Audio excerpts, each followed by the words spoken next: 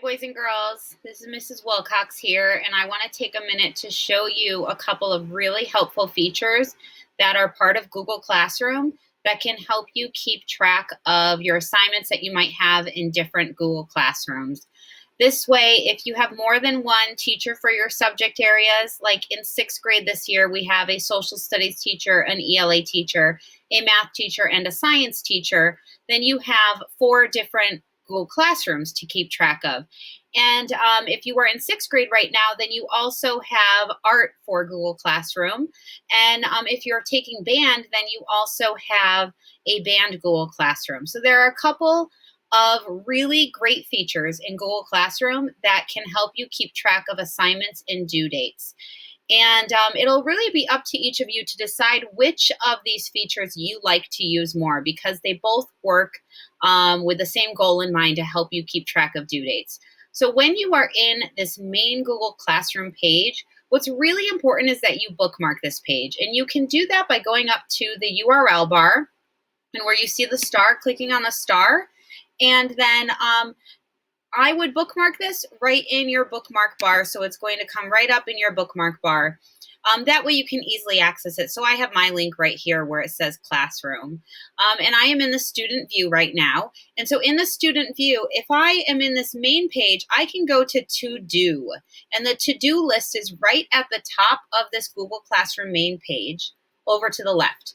When I click on it, this is going to bring up all of my assignments that are posted with upcoming due dates.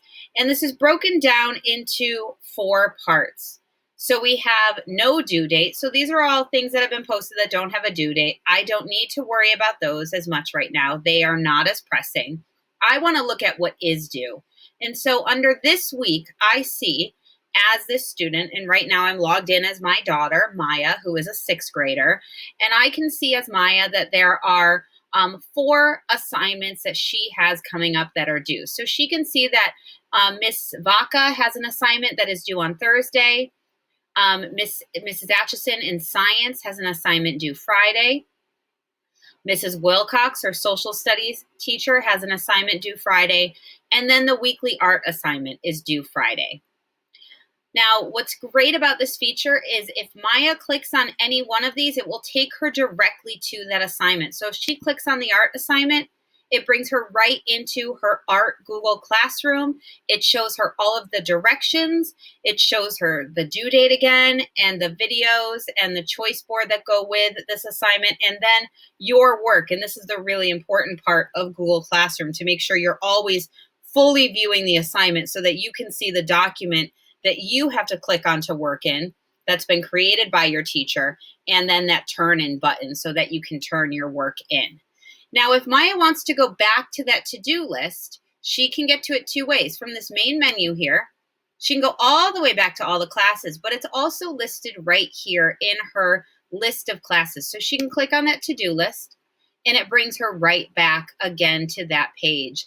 So then she can see that her I am statement for social studies is right here. When she clicks on that assignment, it brings her into her social studies Google Classroom.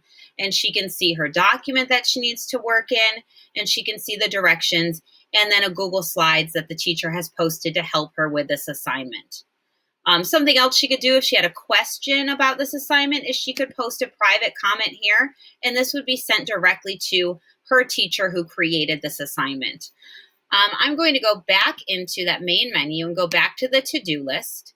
What's great about this is not only does it show her the assignments and their due dates, she can also check if she has any missing work. So if she goes up to the top, she sees the assigned list. That's always what the to-do list will open up. But she can also see missing, and it tells her there's no missing work right now. So she's turned everything in right now that needs to be turned in. And then she can look at done, and she can see that she turned in her scientist story, and then she can see from last week, if she opens up this down arrow, she can see that she turned in her identity map, she turned in and already was scored on her art, and she's turned in her dot day work. So she can see that those have all been turned in. And so what's important here is that you have 3 different options. You can look at your done work, You can look at any of your missing work, and then you'll know to go in and finish that work and turn it in. And then she can look at her assigned work that has upcoming due dates. So that's one of the features that's part of Google Classroom to help you stay organized. And it's a way to look at all of your assignments with all of your Google Classrooms all at once, so that all the assignments from all the teachers are shown in one place. Another option that will do the same thing for you, but puts it in calendar view, is looking at the calendar attached to Google Classroom. So if you click on this calendar option, it brings you into Google Classroom's calendar, and it shows you the assignments, but it puts them in the day of the week that they're due. And just like that list form, if you click on one of these, it will take you right to that assignment. And so now Maya can review the directions, she can review the teacher example, and then she can click on her work here, and she can continue to finish her work. And you can see she's already turned this work in. So if she realized she needed to change something, she could hit unsubmit, make a change, and then she could turn it back in again. So if I just go back up to this main menu, the calendar is listed right here as well. So instead of going all the way back to the classes page, I can click on calendar, and it takes me right back to this calendar view.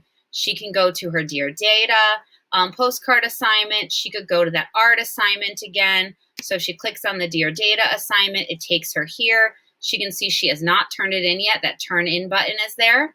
All the directions are here. She can post a comment to the teacher if she needs to. The teacher can post a comment back to her as well. And these say private comment because that means it's only a conversation happening between Maya and the teacher. Or if this was your Google Classroom, it would be only a visible conversation between you and your teacher. So again, if you are on the main page of Google Classroom, looking at the to-do list or looking at the calendar will let you see what assignments you have coming up. And you might have noticed that one of Maya's assignments is orange, and that doesn't really mean anything other than it's the color layout that your teacher picked for that Google Classroom. So you will see that Mrs. Harding has blue, and Mrs. Wilcox's social studies class is orange. So when Maya looks at her to-do list or looks at her calendar, she'll see the assignments in that color. All it means is that's the color the teacher picked for the Google Classroom. It doesn't have anything to do with due dates or anything that gives it any special attention. It's just the color of the classroom when you click on it. So when you are next time looking to see what assignments you have coming up, go to your main Google Classroom and either click on the to-do list or click on the calendar. You're going to need to decide which one you like more. I will personally tell you that the nice thing about the to-do list is it shows you that missing option as well and the done option. So I think this is a little bit more helpful. But some people really like to see the calendar view and see the days of the week and where those assignments are and what day of the week we are on. So make sure you take time to check out these features and use them so you can stay better organized and have a better understanding of what is assigned, when it's due, and how to plan your independent work time.